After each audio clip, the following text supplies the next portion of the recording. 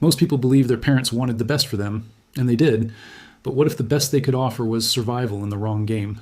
Your parents didn't fail you, they prepared you, just not for wealth. They prepared you for the world they understood, and that world has rules. The problem is, those rules keep you exactly where they were. Here's what nobody tells you about parenting. It's not about love, it's about training. Every parent is preparing their child for a specific economic reality, the reality they know. Rich parents train their children to negotiate. Poor parents train their children to obey. And this isn't a moral judgment, it's a structural observation. When a rich child touches a hot stove and burns their hand, the parent explains. They sit down, they use full sentences. They say, "You made a mistake, but let me help you understand why this happened and how we can avoid it next time." The message is clear. The world is safe, you are respected, and authority wants to help you learn. When a poor child does the same thing, the response is different. Don't you ever do that again. Short, direct, authoritarian. The message is equally clear. The world is dangerous, authority must be feared, and your job is to obey. Neither parent is wrong. They're both right for the game their child will play. Let's be specific. There are 3 major differences in how rich and poor parents prepare their children, and each one corresponds to a different economic reality. First, vocabulary and communication. Rich parents speak to their children constantly, long sentences, complex ideas, high vocabulary. Poor parents communicate in commands. Yes, no, stop, go. This isn't about intelligence, it's about time and stress. Rich parents have time. Poor parents are managing survival. But the outcome is clear. Rich children learn that the world responds to articulation. Poor children learn that the world responds to compliance. Second, attitude toward authority. Rich parents treat their children as negotiators in training.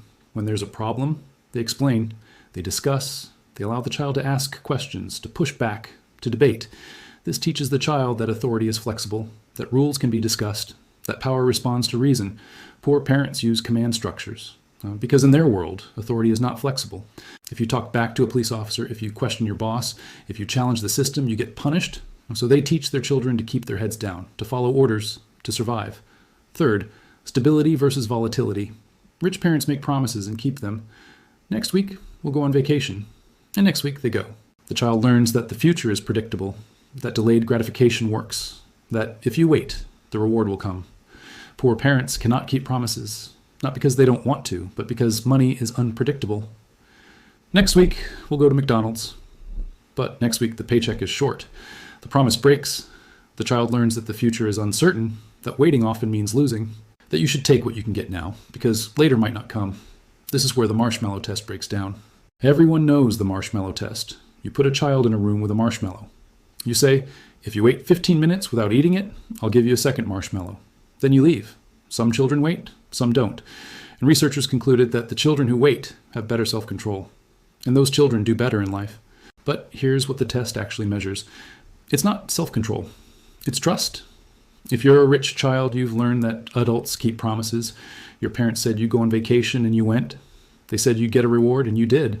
So when a researcher says, wait and you'll get 2 marshmallows, you believe them. You wait. If you're a poor child, you've learned that adults break promises. Your parents said you'd go to McDonald's, but you didn't. They said things would get better, but they didn't. So when a researcher says, wait and you'll get 2 marshmallows, you don't believe them. You eat the marshmallow. Because waiting has never worked before. The poor child isn't lacking self-control. The poor child is being rational. They're responding to the data they've collected over their entire life. And the data says, take what's in front of you, because the promise of more is usually a lie. So the marshmallow test doesn't measure willpower. It measures whether you grew up in a stable environment. And stability is a luxury. Stability costs money. Now let's go deeper. Why do poor parents parent this way if it leads to worse outcomes? The answer is uncomfortable. They're not trying to maximize their child's wealth. They're trying to maximize their child's survival. Because rich and poor people live in different worlds, with different rules and different consequences. In the poor world, you survive by obeying authority. If you're poor and a police officer stops you, your safest move is compliance. If you talk back, if you assert your rights, if you challenge the officer, you risk arrest, you risk violence, you risk a criminal record that will follow you forever. Rich people don't face this risk. When a rich person gets in trouble, lawyers appear, negotiations happen, settlements are made, the system bends. So poor parents teach their children to obey, because in their world, obedience is survival. Challenging authority is suicide. In the rich world, you succeed by negotiating with authority. Rich children learn that authority is flexible, that if you know how to speak, how to present yourself, how to frame an argument, You can change outcomes. This is why rich parents encourage their children to debate, to ask questions, to push back. It's not because they value independence as a moral virtue. It's because in their world, negotiation is how you win. And you can't negotiate if you've been trained to obey. The criminal justice system proves this. Rich people commit crimes, financial fraud, tax evasion, environmental violations, crimes that cause billions of dollars in damage. And what happens? They negotiate settlements. Their companies pay fines. Nobody goes to jail. Poor people commit crimes, theft, drug possession, assault, crimes that cause far less financial damage. And what happens? They go to jail. Mandatory minimums, no negotiation, no flexibility, just punishment. So when poor parents teach their children to fear authority, they're not being paranoid. They're being accurate. Here's the part that makes this system self-perpetuating. Poor parents aren't just preparing their children for survival. They're also managing their own survival within their community. If you're a poor parent and you decide to parent differently, to speak more, to explain more, to treat your child as an equal, your community will notice. Your family will question you. Your friends will think something is wrong with you. Because everyone in that community is playing the same game. And the game requires conformity. If you break the pattern, you risk social isolation. You risk losing your support network. And when you're poor, your support network is your safety net. This is why most poor parents don't change their approach, even if they read parenting books, even if they know there's a better way, because the cost of deviation is too high.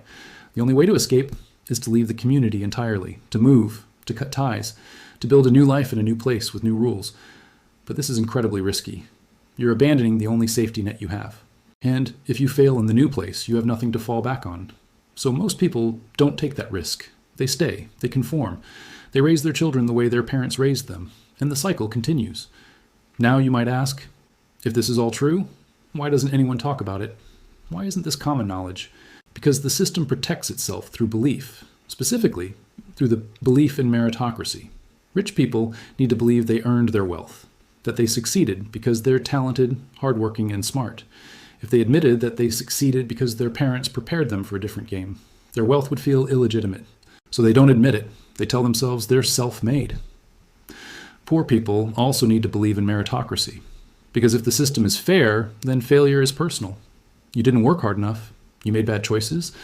But if you admit the system is rigged, if you admit that your parents programmed you for the wrong game, then what? Then you have to face the fact that you've been playing an unwinnable game your entire life. That realization is devastating. So most people avoid it. They keep believing in meritocracy. They keep blaming themselves. They keep trying harder. And the system stays stable. So here's the truth. Your parents loved you. They wanted the best for you. But they could only prepare you for the world they knew. And if they were poor, the world they knew required obedience, fear of authority, and short-term thinking. They weren't trying to limit you. They were trying to keep you alive. But survival and wealth are not the same game. And the skills that help you survive in poverty are the exact skills that prevent you from building wealth. Rich children are trained to negotiate, to take risks, to think long-term, to see authority as flexible.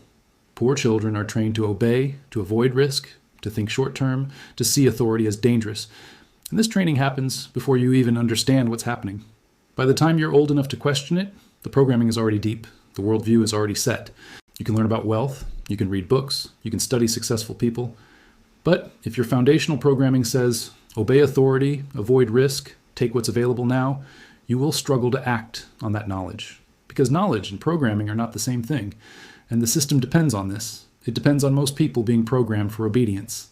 Because if everyone understood the real game, if everyone knew that the rules were different for different people, the system would collapse. So the programming continues. Generation after generation. Rich parents train their children for wealth. Poor parents train their children for survival. And the outcome is predetermined before the child even starts school, not because of genetics, not because of intelligence, but because of preparation for different games with different rules and different rewards.